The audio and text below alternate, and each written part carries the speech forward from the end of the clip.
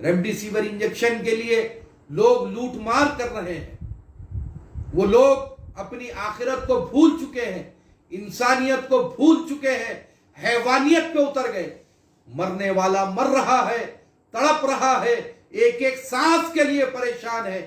ریمڈیسیور injection کے لیے، اپنے رشتہ دار کو بچانے کے لیے، اپنے لواحقین، اپنے قرابت داروں کو بچانے کے لیے وہ ایک ایک جگہ پھر رہا ہے، کئی کلومیٹر کا سفر طے کر رہا ہے۔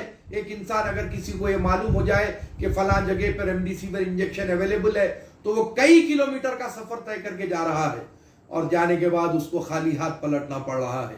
آکسیجن سلنڈر کے لیے کئی کلومیٹر لوگ سفر طے کر رہے ہیں، لیکن جانے کے بعد اس کو خالی ہاتھ پلٹنا پڑ رہا ہے۔ تو کیسے حالات ہیں ہمارے اپنے ملک کے، دیکھیے آپ یو پی کے حالات کو دیکھیے۔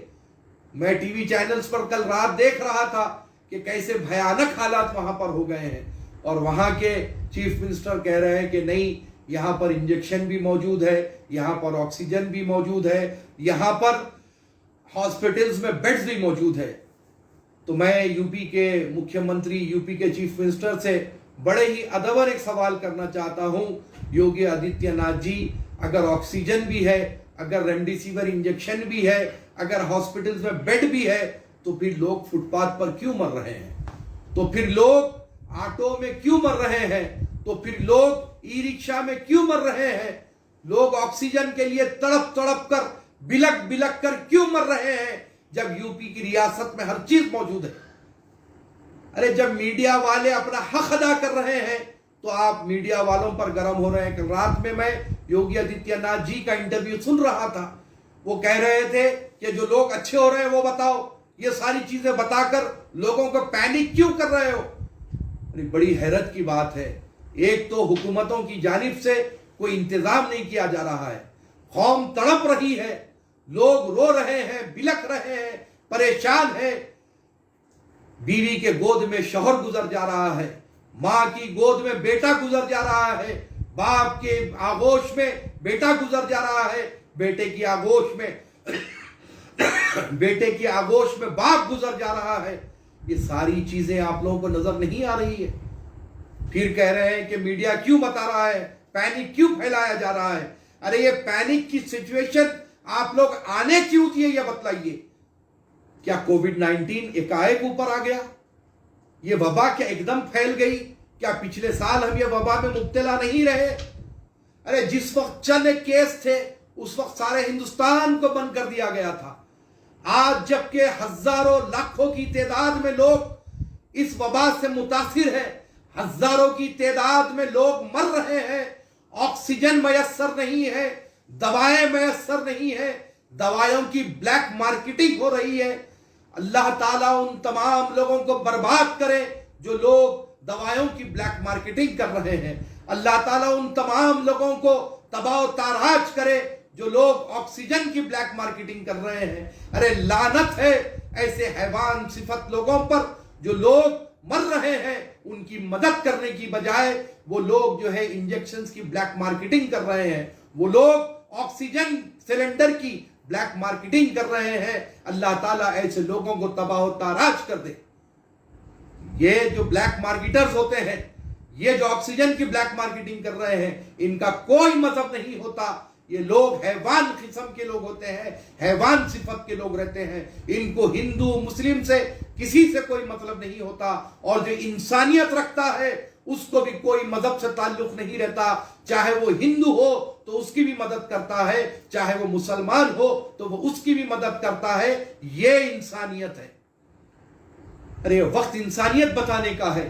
ارے جو بلیک مارکیٹنگ کر رہے ہیں، میں ان سے سوال کرنا چاہتا ہوں کہ اگر کل کے دن تمہارے گھر میں کوئی بیمار پڑ جائے، ریمڈیسیور انجیکشن کی یا اور کوئی دوا کی ضرورت پڑ جائے، یا کوئی آکسیجن سلنڈر کی ضرورت پڑ جائے، تو کیا تم اپنے گھر والوں کو بھی اسی طریقے سے بلیک میں بیچو گے؟ ارے اللہ کا خوف کرو، اوپر والے سے ڈرو۔ یہ حال حرکات کرنے کی جو تم لوگوں کی عادت ہو گئی ہے، اللہ سے ڈرو۔ حکومت سے مطالبہ ہے ہمارا کہ جتنے بلیک مارکیٹرز ہیں ان کو سخت سے سخت سزا دی جائے، بلکہ ان کو پھانسی پہ لٹکایا جائے، کیونکہ یہ لوگ اس دنیا میں جینے کے قابل نہیں ہیں۔ ان لوگوں کو کسی کی جان کی پرواہ نہیں ہے۔ آدمی مر رہا ہے، मैं टीवी चैनल्स पर देख रहा हूं, जितने भी जो है स्टिंग ऑपरेशंस हुए, कई न्यूज चैनल्स पर, नेशनल न्यूज चैनल्स पर बतलाया गया, वो लोग जब स्टिंग ऑपरेशन करे तो बाकायदा रेट की बार्गेनिंग की जा रही है इंजेक्शंस के लिए। अरे जलालत की इंतहा हो गई, जरी शर्म करो तुम लोग आखिर किस दिन के लिए जी रहे हो? तुम लोगों को जीने का कोई हक नहीं है। एक आदमी मर रहा है, उसका रिश्तेदार परेशान है ऑक्सीजन सिलेंडर के लिए, दवाइयों के लिए, और तू ब्लैक मार्केटिंग कर रहा है। वो पैसा तुझे लगेगा नहीं, इंशाअल्लाह, याद रख। यकीनन तू भी परेशान होगा और वो पैसा तुझे नहीं लगेगा, तू जो ब्लैक मार्केटिंग कर रहा है। अरे अल्लाह से डर, ऊपर वाले से डर। ऐसे काम करने से पहले किसी की जान बचाना सबसे बड़ा सवाब है। हर मजहब में, हिंदू, मुस्लिम, सिख, ईसाई, जितने मजाहिब है, सारे मजाहिब यही सिखलाते हैं कि सबसे पहले इंसानियत वही होगी अगर तुम किसी की जान बचाओगे। अरे किसी की जान जा रही है, तू वहां पर ब्लैक मार्केटिंग कर रहा है। मैं हुकूमत से इस मौके पर पुरजोर मुतालबा करता हूं कि अगर हालात कंट्रोल में नहीं आ रहे हैं, आज नहीं कल हमारी इकोनॉमी सुधर जाएगी। आप लोग कुछ बोल्ड स्टेप लेते हुए लॉकडाउन कीजिए, कर्फ्यू कीजिए, क्या करना है कीजिए, लेकिन सबसे पहले हमारे मुल्क को, हमारी रियासत को महफूज कीजिए। लोग सड़कों पर मर रहे हैं, ऑक्सीजन के लिए तड़प रहे हैं, दवाखाने के बेड के लिए बिलख रहे हैं, लेकिन कोई चीज मयस्सर नहीं हो रही है। दवायां नहीं मिल रहे हैं, ऑक्सीजन नहीं मिल रहा है, दवाखानों में बेड नहीं मिल रहा है। जब चंद एक केसेस थे तो आप लोग बोले कि यह बहुत खतरनाक वबा है, इस पर फौरी लॉकडाउन लगाना चाहिए। आपने लॉकडाउन लगाया, सारे हिंदुस्तानियों ने आपका साथ दिया, सारी हुकूमतों का साथ दिया, चाहे वो रियासती हो चाहे वो मरकजी हो। आपका यकीनन सारे हिंदुस्तानियों ने साथ दिया। इस मुल्क का एक एक शख्स, हिंदू, मुस्लिम, सिख, ईसाई, सब लोगों ने आपका साथ दिया। अब जबकि हजारों की तादाद में लोग मर रहे हैं, लाखों की तादाद में लोग इस वबा से मुतासिर हो रहे हैं, आप लोग बैठे हुए हैं, इलेक्शंस किए जा रहे हैं, इलेक्शंस के कैंपेनिंग किए जा रहे हैं, लाखों की तादाद में बुला करके जलसे किए गए। अरे क्या कर रहे हैं? अरे हमारी डेमोक्रेसी जिंदा रहेगी उसी वक्त जब इस मुल्क के लोग जिंदा रहेंगे। आप डेमोक्रेसी के नाम पर इलेक्शन करवा रहे हैं, लेकिन यहां की जनता को आप महफूज नहीं कर रहे हैं। यह क्या अमल है?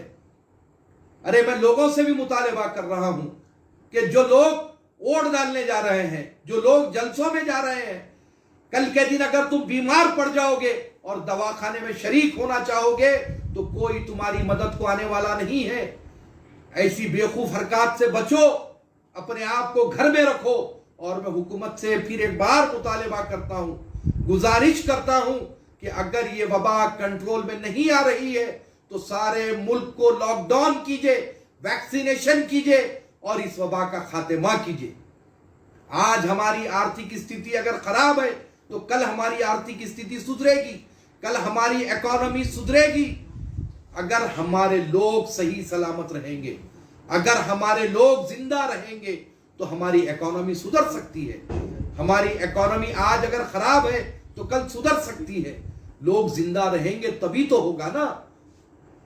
लेकिन जो फिल वक्त गवर्नमेंट्स का जो परफॉर्मेंस है, इस पर बड़ी ही जो है चिंता हो रही है। बड़ी दुख की घड़ी है जब शमशान घाट देखा जा रहा है तो कई अर्थियां जल रही है, कब्रस्तानों में कई लोगों को दफन किया जा रहा है। जब ये देख रहे हैं न्यूज चैनल्स पर, जब ये मनाजिर, तो जो है आंख पे कांटे आ रहे हैं। तकलीफ हो रही है कि हमारे अपने हिंदुस्तानी भाई किस तरीके से मर रहे हैं, बिलक बिलक कर, तड़प तड़प कर मर रहे हैं। मैं फिर एक बार मरकजी हुकूमत, रियासती हुकूमत, तमाम हमारे अपने मुल्क के रियासतों के जितने भी हुक्मरान हैं, मरकजी हुक्मरान हैं, उन तमाम से फिर एक बार अपील कर रहा हूं कि इस मामले को सीरियस नोट लीजिए। यहां पर अपोजिशन या गवर्नमेंट का कोई मसला नहीं है। एक दूसरों पर तनकीद करना छोड़िए। आप लोग अपोजिशन वाले गवर्नमेंट वालों पर तनकीद करना छोड़िए, गवर्नमेंट वाले अपोजिशन पर तनकीद करना छोड़िए। फिल वक्त अपने सब मिलकर मुल्क को संभालने की कोशिश कीजिए। किस तरीके से हमारे मुल्क को محفوظ کیا جا سکتا ہے اس وبا سے، وہ اسٹیپس، وہ اقدامات کرنے کی ضرورت ہے۔ بہرحال میں اپنے خیالات کا اظہار کیا ہوں، پھر ایک بار میں کہہ رہا ہوں کہ اگر لاک ڈاؤن، کرفیو کی اگر ضرورت ہے تو فوری طور پر آپ لوگ اسٹیپ لیتے ہوئے اپنے ملک کو، اپنی ریاست کو محفوظ کریں، اور جو لوگ پریشان حال ہیں ان کی مدد کریں، ان کو دوائیں فراہم کریں، ان کو دواخانوں میں بیڈ فراہم کریں، اگر کسی کو آکسیجن کی ضرورت ہے تو جتنا ہو سکے جلدی آکسیجن ان کو فراہم کریں۔ بہت ساری پرائیویٹ آرگنائزیشنز ہیں جو یہ کام کر رہی ہے، لیکن حکومت کی سب سے بڑی ذمہ داری ہے کہ یہ تمام چیزوں پر نظر رکھے۔ السلام علیکم ورحمۃ اللہ وبرکاتہ۔